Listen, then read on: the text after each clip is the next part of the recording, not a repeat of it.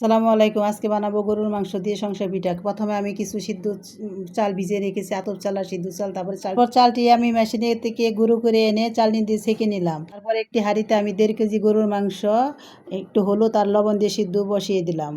মাংসটা 2-3 ঘন্টা সিদ্ধ হওয়ার পরে আমি হাত দিয়ে মাংসটা আস্তে করে ছাড়িয়ে নিলাম। তারপরে একটা কড়াইতে আমি তেল দিয়ে দিলাম। সেই তেলের মধ্যে আমি এলাচ, দারচিনি, গরম মশলা, হলুদ, মরিচ, ধনিয়া সমস্ত ধরনের মশলার গুঁড়া ফাঁকি দিয়ে দিলাম।